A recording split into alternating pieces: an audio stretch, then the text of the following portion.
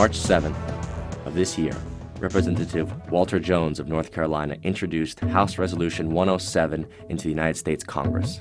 The resolution states, whereas the cornerstone of the Republic is honoring Congress's exclusive power to declare war under Article 1, Section 8, Clause 11 of the Constitution, now therefore be it resolved by the House of Representatives, the Senate concurring, that it is the sense of Congress that, except in response to an actual or imminent attack against the territory of the United States, the use of offensive military force by a president without prior and clear authorization of an act of Congress violates Congress's exclusive power to declare war under Article 1, Section 8, Clause 11 of the Constitution. Jones intended his resolution to express the sense of Congress that the use of offensive military force by a president without the prior and clear authorization of an act of Congress constitutes an impeachable, high crime misdemeanor under Article 2, Section 4 of the Constitution. Why does President Barack Obama deserve to be impeached? Here are 4 reasons. Doing little or nothing at all will result in even greater deficits, even greater job loss, even greater loss of income. 1. The Obama administration not only endorsed the 2008 bailout policy, the funds from which did not go either to homeowners or for taxpayers' protection, but rather to the consolidation of private banks, many of them in Europe. There was no investment of any meaningful type in the physical economy. There was no protection of the American people, but rather an illegal commitment made on behalf of private banking institutions to commit the American people to paying a debt that the American people did not accrue. The trillions of dollars that were pledged to the private banking sector are backed by the assets belonging to the American people. This combines to represent the most clear violation of the principle of the general welfare in the preamble to the Constitution of the United States. I also want to be clear about what we will not be doing. The United States is not going to deploy ground troops into Libya. U.S. boots are reportedly on the ground in Libya. 2. The Obama administration conducted a war in Libya which it claimed it did not conduct, with American forces that it claimed were not involved, to the purpose of overthrowing and then executing a head of a sovereign state, who was held in the custody of insurgent forces financed and militarily supported by the United States, France, Britain, and other NATO countries. This was done despite the fact that the United States was neither attacked nor threatened with attack by the nation of Libya. Only the Congress, not the President, has the authority under the Constitution to declare war. But the Obama administration believes that it has that authority. Do you think that you can act without Congress to initiate a no-fly zone in Syria without congressional approval?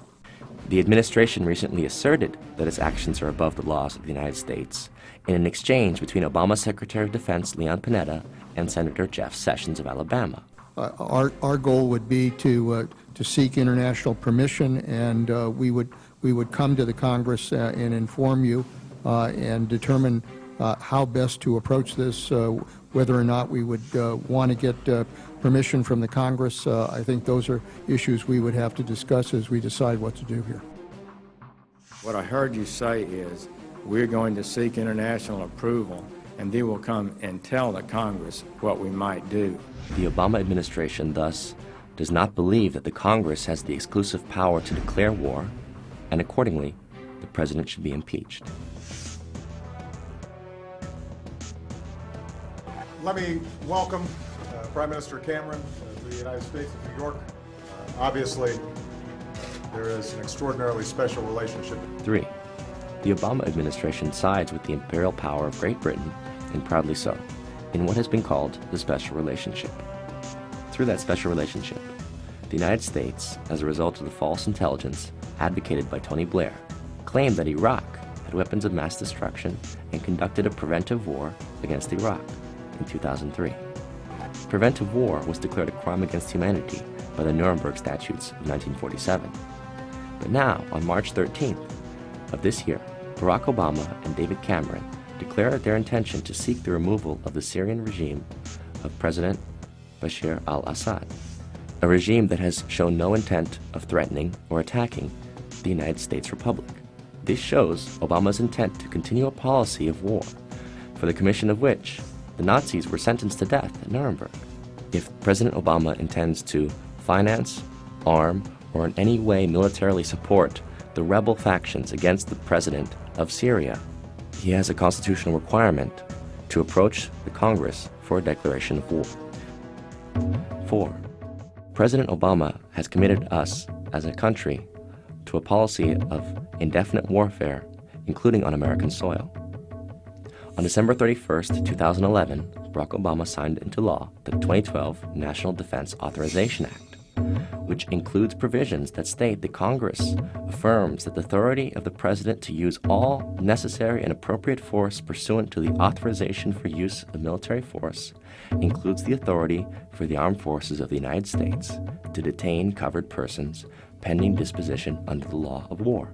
When Congress defined such covered persons, exempting U.S. citizens from the language, they were rebuked by the Obama administration, which told them to remove U.S. citizens from being precluded. Thus, as a result, U.S. citizens can also be detained by the U.S. military indefinitely without due process or civilian trial. This now allows the United States military to arrest and detain without trial American citizens who are deemed enemy combatants. It abrogates the Constitution of the United States in the 4th, 5th, and 6th Amendments, the right of the people to be secure in their persons against unreasonable searches and seizures, and that no person shall be held to answer for a capital or otherwise infamous crime unless on a presentiment or indictment of a grand jury, and that the accused shall enjoy the right to a speedy and public trial by an impartial jury. All of these rights have been abandoned by the United States under President Barack Obama.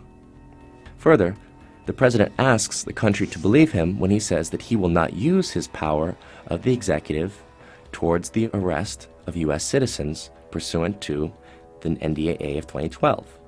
However, the executive branch has already ordered the execution of an American citizen in November of 2011. The Obama administration has already assassinated an American citizen, Anwar al-Awlaki, who was never tried in absentia, but was simply indicted by a secret court, according to the executive branch, who then ordered his assassination, a murder which also included that of his son, a 16-year-old boy, and a family friend.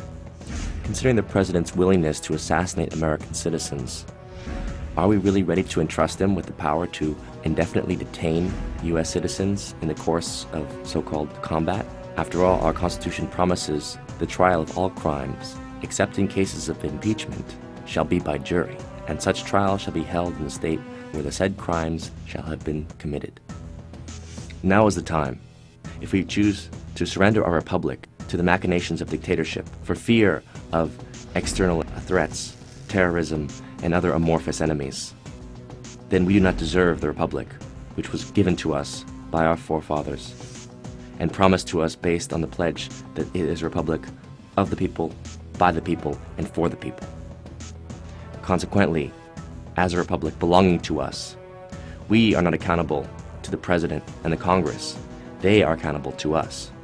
And should the President presume dictatorial powers, regardless of the state of war that he may claim we are now in, he must respond to our demands to protect American citizens from unauthorized illegal detention by the military and to annul this National Defense Authorization Act of 2012. And if he does not do so, then he deserves to be impeached immediately. But if we say nothing today, where will we be tomorrow?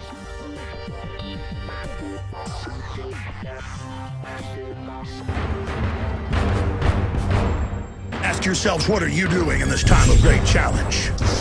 What are you doing to unlock minds? Go to Infowars.com and PrisonPlanet.tv for the latest headlines and cutting-edge information.